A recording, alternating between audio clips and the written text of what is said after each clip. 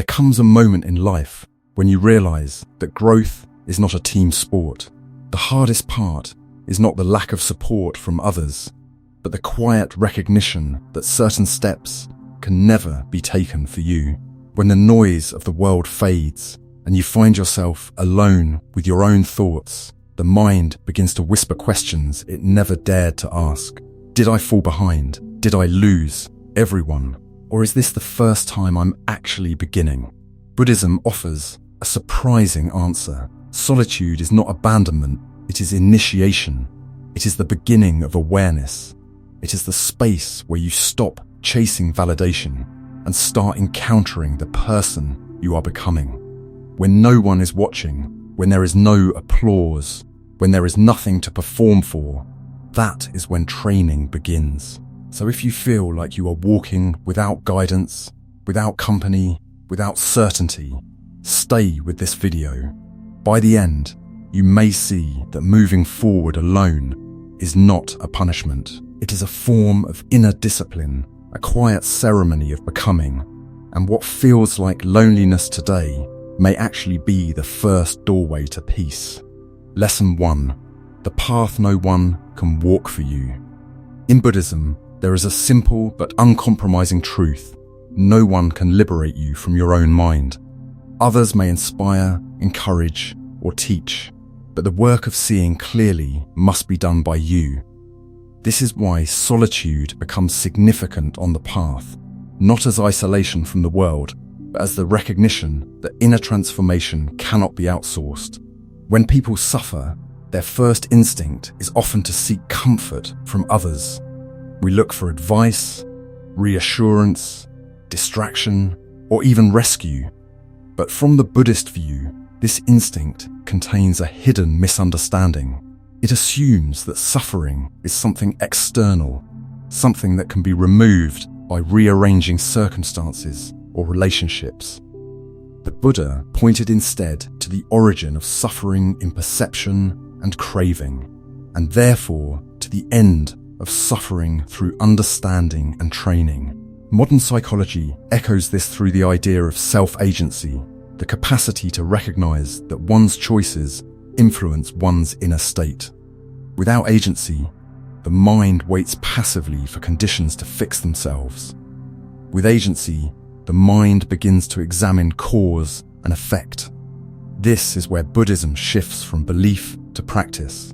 The Buddha did not say, "Follow me and I will save you," but rather, "Ehipassiko, come and see for yourself." This is the essence of walking alone. It is not emotional withdrawal. It is the moment you stop looking outward for refuge and begin to take refuge in awareness, discernment, and effort. Others may accompany you part of the way, but no one can sit with your thoughts, observe your cravings, or dissolve your illusions for you. These are personal tasks. Like eating or breathing, no one can perform them on your behalf. A small practice. Throughout the week, notice the subtle moments where you expect rescue from discomfort, uncertainty, decision-making, or loneliness. Do not reject this instinct. Simply observe it. Observation is the first doorway to agency. Lesson 2. Solitude as a field of practice. In ordinary speech, solitude is often described as emptiness, a space lacking company, stimulation, or attention. But in the Buddhist perspective, solitude is not defined by what is absent. It is defined by what becomes visible when distractions fall away. When external noise softens, the movements of the mind reveal themselves. Thoughts rise and fade, emotions swell and settle, cravings appear and dissolve. Solitude becomes a field of practice, not because anything special is added to it, but because nothing is there to hide the mind from itself. The early Buddhist texts emphasize yoniso manasikara, wise attention. This is the capacity to look at experience directly and discern what leads towards suffering and what leads away from it. Such discernment rarely matures in crowded conditions. When we are surrounded by conversation, entertainment, or constant input, attention has no space to rest on its own patterns. Solitude offers the conditions for this recognition. In modern life, solitude need not resemble a forest or monastery. It can appear in ordinary pockets of the day, the first quiet moments in the morning before the phone is touched, a walk without headphones, eating a meal without screens, or sitting at night when the world has gone still. What matters is not the setting, but the relationship to awareness.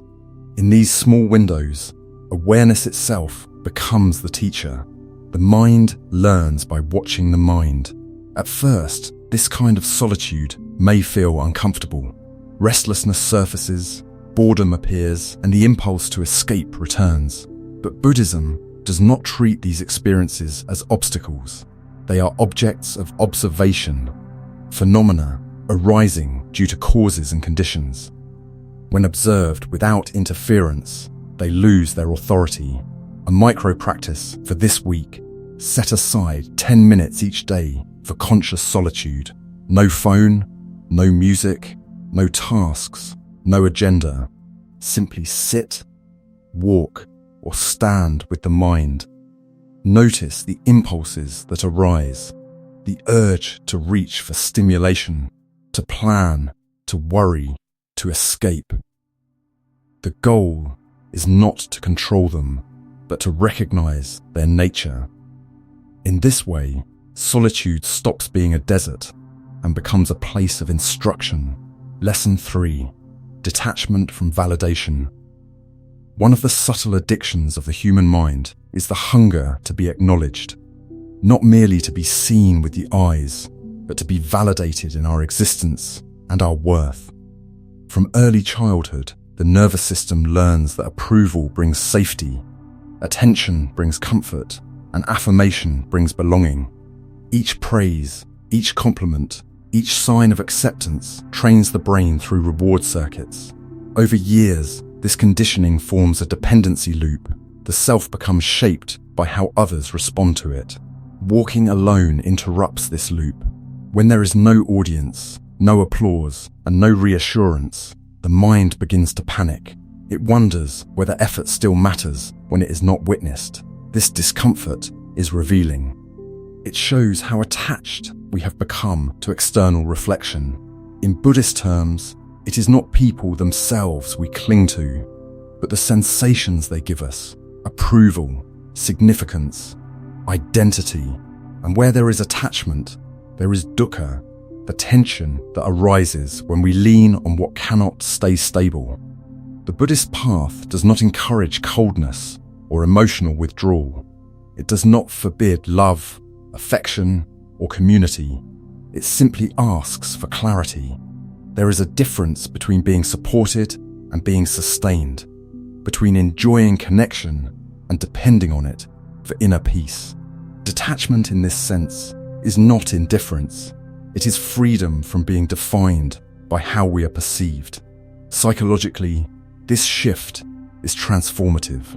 When validation no longer needs to come from outside, the self stops performing and begins inhabiting its own experience.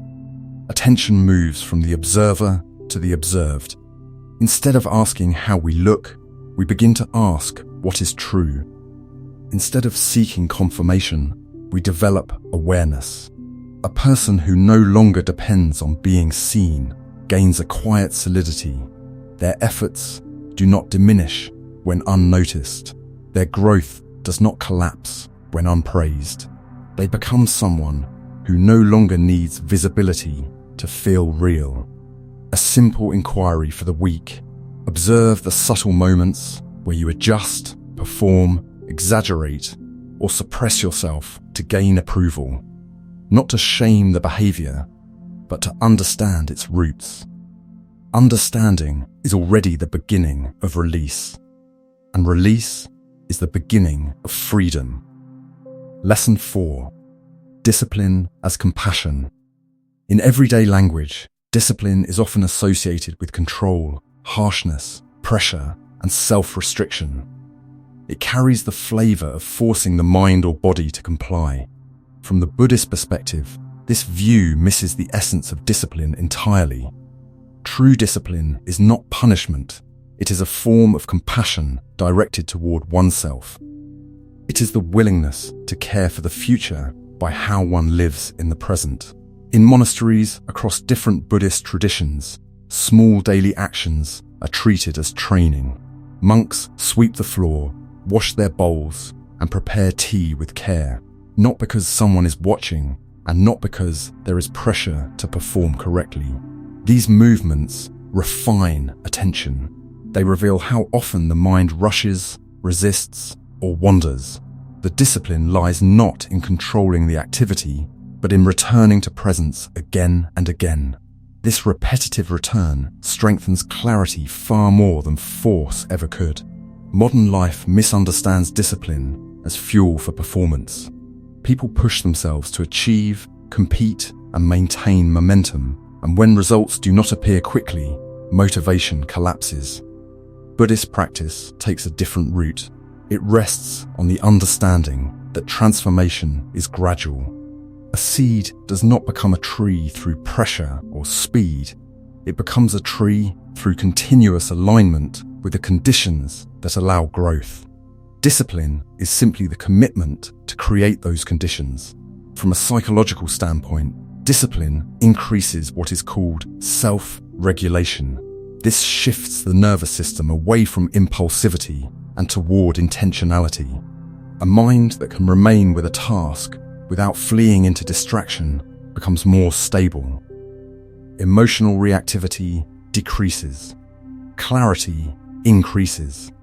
The world becomes less overwhelming because the inner environment becomes less chaotic. To make discipline into compassion, begin with something small and consistent. Choose a single ritual, preparing tea with attention, sitting for 3 conscious breaths before speaking, or adjusting posture each time you remember. The purpose is not perfection, but remembrance. Each repetition is an act of care for the person you are becoming. When discipline is understood this way, it no longer feels like a burden. It becomes a quiet promise to the future self, a promise that says, I will not abandon you to habit and confusion. I will prepare conditions in which you can thrive. This is discipline as compassion, and it is one of the foundations of inner freedom. Lesson 5. Meeting adversity without collapse. Adversity is often experienced as interruption. Life seems to be moving in a certain direction, and then difficulty arrives to disrupt the momentum. The common reaction is resistance, wishing the problem away, asking why it happened, or trying to escape it as quickly as possible. Yet from the Buddhist view, adversity does not interrupt the path, it reveals the path. It exposes what comfort conceals and what habit refuses to examine. Comfort can hide confusion, attachment, and avoidance for years. It allows unresolved tendencies to remain dormant and unchallenged. Pain does the opposite. It brings the hidden content of the mind to the surface. The nervous system reacts. Beliefs reveal themselves. Expectations become visible. In this way, adversity creates clarity long before it creates calm. Modern psychology supports this insight. When the mind encounters pain without being overwhelmed, a process called meaning-making begins. The person stops trying to control the situation and starts trying to understand it. This shift transforms raw discomfort into insight. Pain becomes information rather than threat. Buddhism frames this process through the nature of suffering. Suffering does not dissolve through escape or distraction. It dissolves through awareness, inquiry, and understanding. As long as the mind is trying to push discomfort away, the discomfort tightens. When the mind turns toward the experience with interest rather than resistance, something shifts. The suffering becomes workable. Adversity often triggers the question, why me? This question, while natural, keeps the focus on unfairness and punishment. The Buddhist path introduces a different question. What is this teaching? This reframing does not imply that pain is desirable or that suffering is a reward. It simply acknowledges that adversity carries information about craving, fear, attachment, and identity. Each difficulty points to a place where the mind has not yet learned to stay awake. When adversity is met with awareness rather than collapse, it reshapes identity. The person becomes a student of adversity instead of a victim of circumstance. A student pays attention. A student observes patterns. A student seeks understanding. This orientation strengthens resilience not through toughness, but through comprehension. A small reflection for the week. Notice the moments when challenge appears and observe the immediate impulse. Does the mind seek escape, distraction, blame, or control? Instead of following the impulse, pause and ask what this moment is revealing. Even brief pauses strengthen the capacity to remain present in the midst of difficulty. Over time, adversity becomes less something to survive and more something to learn from. And learning is what begins to loosen suffering at its roots. Lesson 6. Letting go softens the mind. At the heart of suffering is a particular form of fear, the fear of losing what we believe is essential for our well-being. This fear gives rise to attachment, which in Buddhism is not merely affection or care, but the mental gripping that insists something must remain, must stay the same, or must fulfill a specific role for us to feel complete. Attachment is not love. Attachment is the refusal to let reality change. To understand this, consider how the mind treats relationships, outcomes, and self-image. In relationships, attachment is the urge to secure the other person, to prevent loss, to avoid uncertainty. In outcomes, attachment is the demand that life unfold according to our plans. In self-image, attachment is the insistence that others see us a certain way. Behind each attachment lies the belief that without this object, identity, or outcome, something within us will collapse. But in the Buddhist view, everything that appears is marked by impermanence.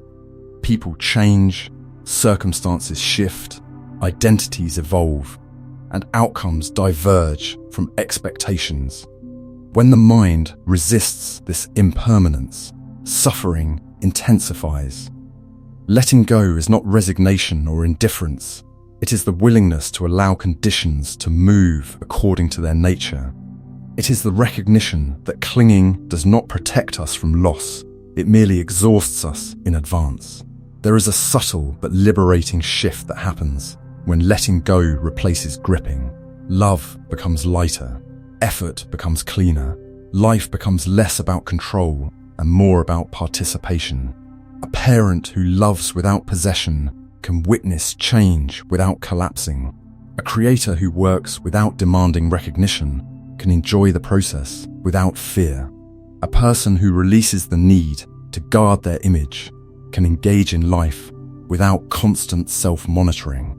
Modern psychology observes something similar. When people cling to outcomes, the nervous system operates in threat mode. Cortisol rises, vigilance increases, and attention narrows. When letting go is practiced, the system shifts into flexibility and openness. Possibility becomes visible again. The world seems less harsh, not because circumstances improved, but because the mind stopped tightening around them. Letting go also changes the relationship we have with time. Clinging lives in the future, constantly calculating what might be lost. Letting go lives in the present, receiving what exists without demanding guarantees. This softens the mind. It replaces rigidity with responsiveness. A mind that is not clenched does not break easily. A simple practice for the coming days is to replace gripping with gratitude. When you feel the impulse to secure, protect, or control something, pause for a moment and acknowledge its value. Gratitude recognizes the gift without demanding permanence. It allows affection without ownership. Over time, this practice nurtures the identity of one who walks lightly, moving through the world without turning every experience into something to capture or defend. Letting go is not the end of caring. It is the beginning of freedom. Lesson 7. Integration, freedom inside the world. In many spiritual traditions, awakening is imagined as withdrawal. The awakened figure is pictured alone on a mountain, in a cave, or under a tree, far from society, untouched by human noise. This image is poetic, but incomplete. In the Buddhist understanding, awakening does not end in separation. It ends in participation. The culmination of the path is not escape from the world, but freedom within it. To be awake is not to be removed from life. It is to return to life with a different relationship to it. After solitude has shown the mind to itself, after discipline has steadied attention, after adversity has revealed wisdom, and after letting go has softened grasping, there comes a subtle shift. The external world no longer has the same power to shake the internal world. The person does not need to isolate in order to remain centered. They can stand inside the marketplace of life without losing their footing. This integration is demanding in a different way than retreat. Solitude makes the movements of the mind obvious. Society makes them unpredictable. In solitary environments, attention can rest on the breath, sensations, or silence. In relational environments, attention is pulled by conversation, expectation, emotion, responsibility, and perception. In solitude, distractions are fewer. In the world, distractions are inherited. This is why integration is a more refined practice. It tests whether awareness can remain stable during complexity, not just during stillness. Modern psychology describes a similar shift in nervous system functioning. In survival mode, the body operates from threat signals. Everything is filtered through the question, am I safe? In awakening, the mode shifts to presence. The body begins to operate from the question, what is true now? This shift is not achieved through isolation alone. It is strengthened by learning how to remain present in the midst of life's uncertainty. Integration also changes one's understanding of relationships. When one depends on others for validation, identity, or approval, connection becomes fragile. When one clings to others to avoid loneliness or discomfort, connection becomes burdensome. But when awareness matures, connection becomes an expression rather than a defense. One can care without controlling, listen without self-vanishing, and show up without performing. This is the meaning of participating without being consumed. It is the ability to stand in the presence of others without collapsing into their expectations. It is the ability to remain authentic without demanding recognition. It is the ability to be with the world without being swallowed by it. The mind that achieves this becomes resilient not through hardness, but through comprehension. In Buddhist terms, this integration expresses the insight of non-separation. The awakened person does not withdraw because the world threatens them. They re-enter because they recognize that awareness is not separate from the world it perceives. When walking, it is the world walking. When speaking, it is the world speaking. When listening, it is the world listening. This dissolves the subconscious war between self and experience. One of the misunderstandings about spiritual maturity is that it produces indifference, but true maturity produces sensitivity, not fragility, openness, not withdrawal. When the heart is no longer guarded by fear, it can remain open without being injured easily. When the mind is no longer ruled by clinging, it can remain flexible without being manipulated. Integration is how one becomes a person who can stand alone without being separate. Alone here does not mean isolated, it means internally anchored. Separate refers to the illusion of division, the sense that one must protect oneself from the world. When this illusion falls away, participation becomes natural and effortless. To practice integration, bring awareness into ordinary interactions.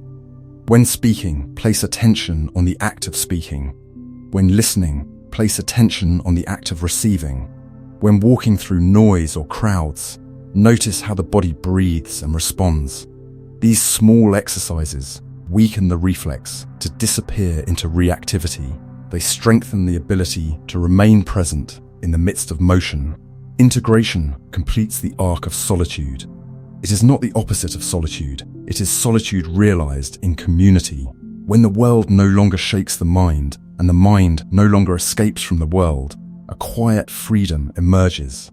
Not the freedom of leaving life behind, but the freedom of living it fully. Closing reflection, returning to the center. To walk alone is not to be abandoned.